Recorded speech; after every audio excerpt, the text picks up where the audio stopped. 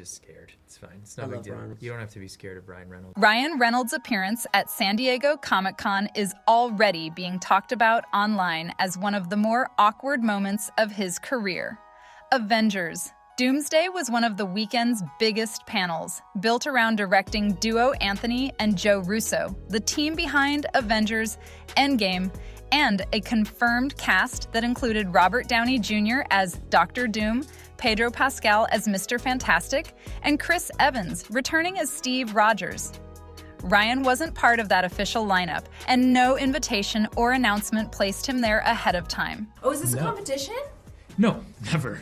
Ryan Reynolds, please. Please. Who's the best Avenger? I mean, whatever. I He wishes. Yeah.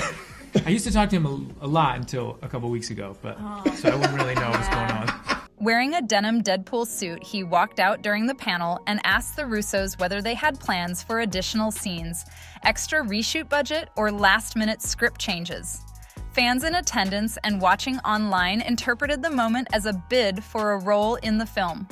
There is no confirmation that this was his intention, and Marvel has not commented on it. Ryan has built a career, in part, on knowing exactly how to work a room like that one. He's spent years turning ordinary press stops into cultural moments through humor, timing, and a willingness to break the fourth wall whenever it serves him. So, when a moment like this doesn't land the way it's meant to, it stands out more than it would for almost anyone else in the industry. Tom Holland, meanwhile, has spent the past few years building his standing inside the Marvel Cinematic Universe through steady, unglamorous work rather than headline chasing. He wasn't on stage crashing anyone's panel. He didn't need to be. His recent output has done that work for him, and the contrast between the two approaches is part of what's driving the online conversation right now.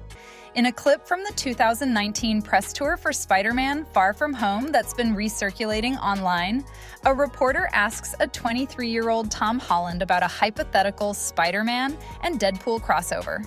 In the clip, Tom responds as though he doesn't recognize Ryan Reynolds' name, and Jake Gyllenhaal, freshly cast as Mysterio, plays along with the bit. Neither actor treats the question or Ryan as anything worth taking seriously. People are hoping that we might get to see Spider-Man and Deadpool team up. Not asking you to confirm or deny any of that, but let's say it does happen. Yeah. Do you have any tips on how Tom should deal with Ryan Reynolds? I don't know who is Ryan Reynolds. Who's Ryan? He was in Deadpool. Did you see Deadpool? No. It's like he's the other guy who has a mask like yours but isn't as cool as your mask, right? They're both right. I'm just going along with the joke. A separate interview clip circulating online shows Samuel L. Jackson telling Jake Gyllenhaal, "You're doper than Ryan because he can't fly," in what appears to be a nod to Deadpool's lack of flight compared to most of his fellow Marvel characters. And then also I would fill with smoke and I would fly around and it worked. So then I was ready to make the movie. And you're doper than Ryan because he can't fly. No. Fans online have pointed to both clips as evidence that some of Marvel's biggest names were never especially impressed by Ryan's acting range. Years before Comic-Con, the Nice Pool controversy, or any question about his current standing with the studio became a talking point. That reading is speculative. The clips show two joking exchanges between friends on a press tour. The kind of banter that happens constantly during promotional cycles, not a documented pattern of institutional opinion inside Marvel. It's worth being careful not to read more into a few seconds of press tour ribbing than is actually there. Tom's recent output speaks for itself regardless of what those old clips mean. The Odyssey, Christopher Nolan's Greek mythology epic, grossed over $300 million worldwide despite having no connection to superhero franchises, a genuine prestige credit rather than a blockbuster paycheck. And the kind of film usually associated with awards conversations rather than opening weekend spectacle. Landing a lead role in a Nolan production is itself a signal of how the industry views an actor's range, separate from anything tied to the Marvel machine. Spider-Man. Brand New Day opened even bigger, pulling in an estimated $355 million across its opening weekend in roughly 4,500 theaters, a number that came close to the all-time opening weekend record held by Avengers, Endgame, a mark many assumed would stand for years given how difficult it is for any film to replicate that kind of event movie turnout. Tom didn't need a stunt, a crowd, or a viral moment to get there. The film simply performed, and audiences turned out for it in numbers that surprised even optimistic industry projections. On a recent episode of the Dish podcast with Nick Grimshaw and Angela Hartnett, Tom made comments that a number of listeners online read as a quiet critique of the kind of over-the-top movie promotion Ryan Reynolds has built much of his career on. The constant joking, the self-aware bits, the sense that every press stop needs to be its own performance. Tom didn't name Ryan directly, and the comments can reasonably be read multiple ways, but plenty of viewers connected the dots given the timing. Ryan's own promotional style leans heavily on humor and self-deprecating candor about a project's weaknesses, and it has worked commercially, whatever critics online make of it. Deadpool and Wolverine grossed an estimated $1.3 billion worldwide and opened to roughly $483 million domestically, the biggest opening weekend of Ryan's career and the highest-rated opening ever for an R-rated release. By any commercial measure, it was a genuine hit, and it broke records that had stood for years in the R-rated action comedy space. That kind of box office result is exactly the sort of thing that typically strengthens an actor's standing with a studio, rather than complicating it, which makes the following part of the story a little harder to square. That success sits alongside a separate controversy. While Deadpool and Wolverine was in production, Blake Lively was involved in a legal and public dispute with director Justin Baldoni tied to It Ends With Us, a film Lively starred in and Baldoni directed. The dispute has played out largely in public and in court filings, with both sides making competing claims about what happened on that production. Ryan has not been a named party in the underlying dispute, but he's been closely associated with it as Blake's husband and, according to online commentary, through his own public conduct during the same period. During that stretch, Ryan created and played Nice Pool, a relentlessly cheerful, conflict-averse Deadpool variant introduced in Deadpool and Wolverine. A significant number of online viewers have interpreted the character, its mannerisms, and some of its dialogue as a dig at Baldoni, pointing to specific lines and behaviors they say echo details from the lively Baldoni dispute. Neither Ryan, Blake, nor Marvel has confirmed that Nice Pool was written with Baldoni in mind. This remains an online interpretation, not an established fact, and no court filing to date has settled the question either way. It's worth being direct about that distinction because it's the thing the rest of this section depends on, and because the character's actual writing credits list a team of screenwriters rather than Ryan alone.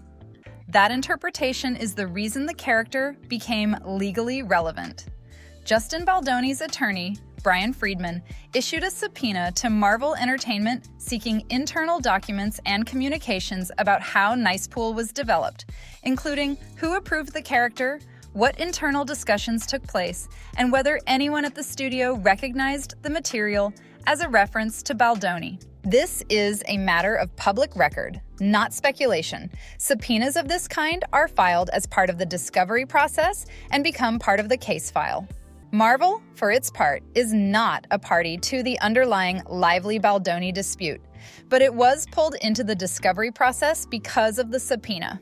The studio filed a motion to quash it, arguing that turning over the material would expose confidential story details and future plans tied to a multi-billion-dollar franchise, and brought in outside counsel to make that case in court. That's a studio that tightly guards its internal creative process being pulled into a courtroom fight connected to its stars' personal lives, a position Marvel would not have chosen for itself and now has to manage regardless of how the underlying dispute resolves. The subpoena itself is a documented, concrete reason Marvel may have concerns about Ryan's involvement in future projects.